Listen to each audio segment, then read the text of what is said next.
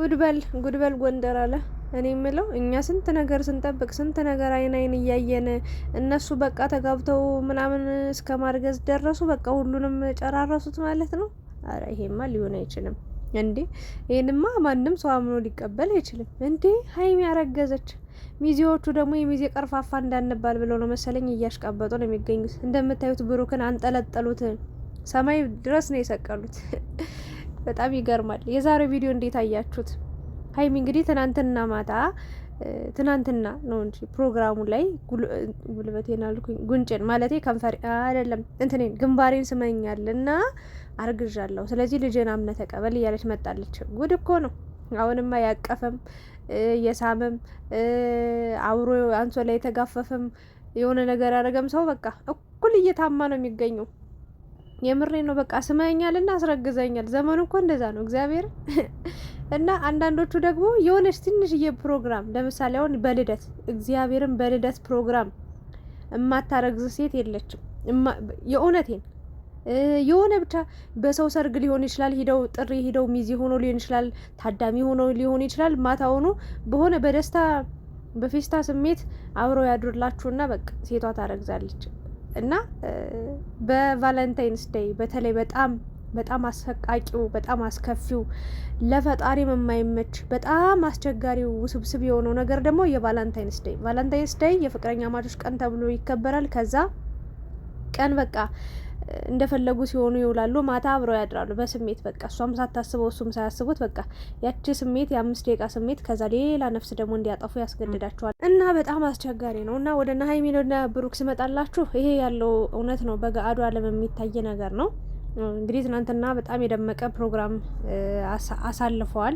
ያ ማለት ግን የሰርግ ፕሮግራም አላየንም፣ ወይም ደግሞ የሰርግ ፕሮግራም አልተደገሰም፣ ወይም ደግሞ ሰርግ አልሆነም፣ ቤተሰብም አልመረቅም።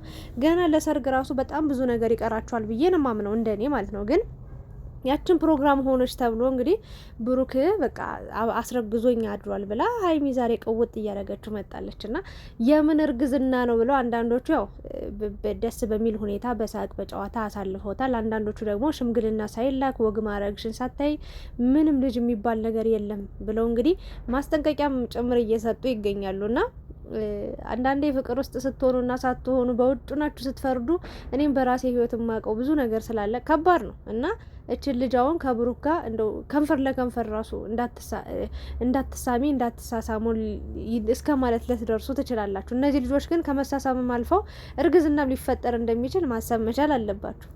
የምሬ ነው። ሁለቱ ከተግባቡ፣ ሁለቱ ከተዋወቁ፣ ሁለቱ ከተዋደዱ በእርግጥ ስርዓቱ መጀመሪያ ፍቅር ነው፣ ከዛ ቀለበት ፕሮግራም ነው፣ ከዛ ሽምግልና ነው። ከሽምግልና በኋላ ደግሞ እንግዲህ ሰርግ ምናምን የሚባለው ይታወቃል የኢትዮጵያ ባህልና በዛ መንገድ ነው።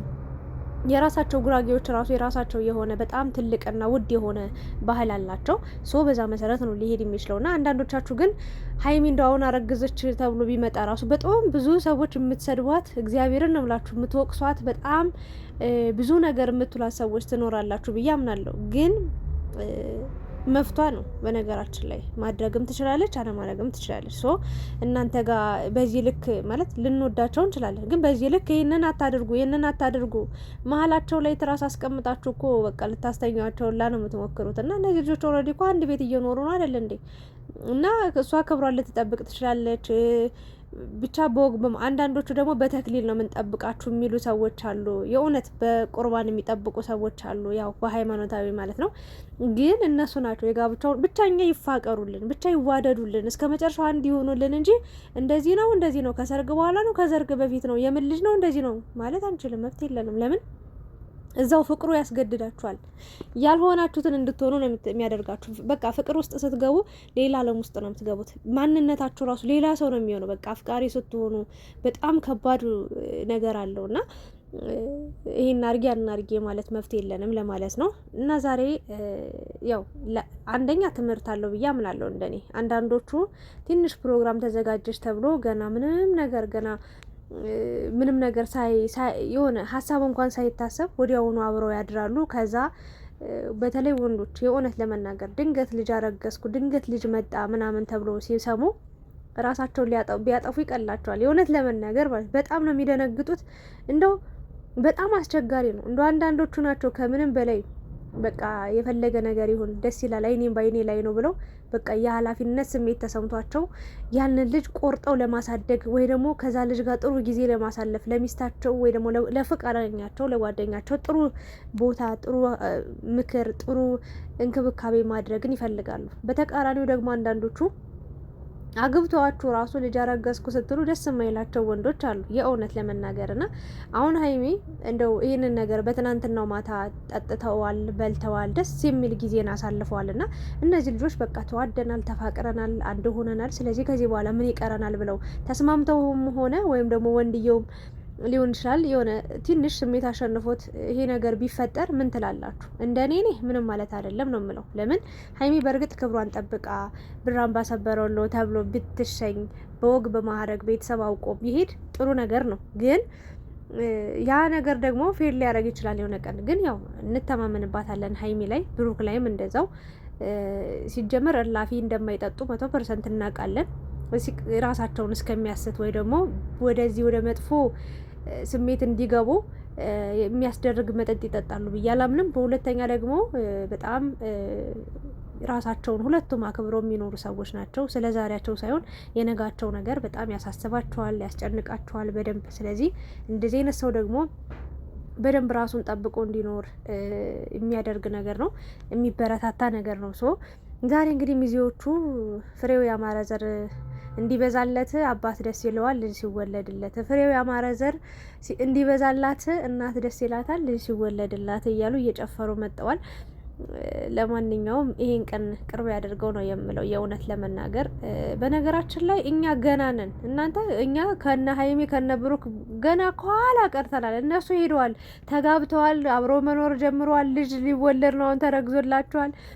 እንዴ እናንተ 4 ልጆቹ እውን ሊሆኑ ነው እንዴ? ሄደዋል እኮ እነዚህ ልጆች በጣም ብዙ ርቀት ከኛ በጣም ቀድመዋል። እኛ በፊት ቀድመናቸው ነበር የምንሄደው። እንደዚህ ሆኑ ሳይጋቡ ተጋብተዋል ስንል ቀለበት ሳያስሩ ቀለበት ታድርገዋል። አፈቅርሻለሁ ብሎ ሳይነግራት አፈቅርሻለሁ ብሎ ነግሯታል እያልን ከፊት ነበር እየቀደምናቸው የምንሄደው። አሁን ግን እነሱ ጥለውን ሄደዋል። ጎበዝ ምን እየተካሄድ ነው? ሄደዋል፣ በቃ ብዙ ርቀቶችን ሄደዋል። እና ጓደኞቻቸውም ራሱ አሁን የእውነት በቃ ትልቅ ፍቅር ውስጥ ያሉ ይመስላል። መልካም ምኞታቸውን እየተመኙ ነው ጓደኞቻቸውም። ይሄ በጣም ትልቅ ተስፋ፣ ደስ የሚል ብልጭታ እያየው ነው የምገኘው። እኔ አላቅም፣ የእዩ ጉዳይ ገና ያልተጨረሰ ያልተፈታ ጉዳይ ነው። ግን ደግሞ እኔ አሁን ላይ እያሳሰበኝ አይደለም የእዩ ጉዳይ። ታያላችሁ እዛ ቡታጅራ ውስጥ ሳይወጡ ብዙ ታሪኮች እንደሚፈጠሩ እርግጠኛ ነኝ። እዩ ትመጣለች፣ ከዛ በኋላ ሌላ ብዙ ታሪኮች ይመጣሉ፣ ለዛ መዘዝ ሌላ ኮተት ይመጣል። ግን ደግሞ እርግጠኛው የምነግራችሁ ነገር አንድ ስለሆኑ አሁን ሁሉንም ነገር አሸንፈው በደስታ ወደ አዲስ አበባ እንደሚመለሱ ተስፋ አደርጋለሁ። ግን እመኑኝ ምንም አልጋ ባልጋ የሆነ ነገር አይኖራቸውም። ከዚህ በኋላ ራሱ የሆነ አንድ ሳምንት እንኳን ደስተኛ እንዲሆኑ የተፈቀደላቸው አይመስለኝም። የእውነት ለመናገር ለእነሱ ብቻ ሳይሆን እኛ ራሱ እና እቺ እስስት ራሱ ሆን ብላ የእነሱን ደስታ ጠብቃ ጊዜና ሰዓት ቦታ አይታ መርጣ ነው የምትመጣው። ስለዚህ እኔ ልላችሁ የምችለው ከፈለገች እውነተኛ ከሆነች ሲጀመር እውነተኛ ሆነችም አልሆነችም ድሮ ቀርታለች። በቃ እሷ ብሩክ ለምን እኔ ጋር አልሆነም፣ አንድ ሁለተኛ ነገር ደግሞ ተመልካች ለምን እኔን አልወደደኝም፣ ይሄ ነው ቅናቱ እንጂ ልጅቷ የማን ትሆን እንኳን ብሩክ እሷም አታውቃትም። የምሬ ነው። ምክንያቱም ክብሩን የሚጥል ሰው የት እንደሆነ ማንነቱን አያውቅም።